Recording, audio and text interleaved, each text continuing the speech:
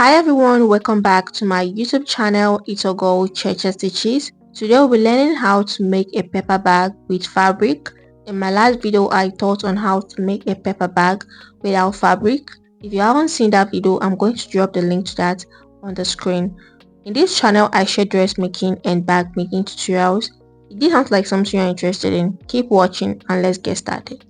These are the materials I'll be working with: a top bund, the fabric you want to work with, the rope, the sheet, the paper sheet you're working with, and the eyelet. I'm going to add in eyelet to mine so that it will look very expensive and rich. This particular type of paper bag I'm sharing with you guys right now can also serve as a gift bag. So the particular gift bag I'm designing right now is for wine, just wine, like just one wine. You can design the stuff different sizes, different types, different shapes.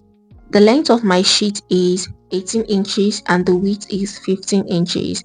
And when getting your sheet, you should get a very thick sheet that can hold the item you'll be adding to the gift bag. So what I'm going to do next now is to apply my gum on my paper and then stick it to the fabric, and let's get started.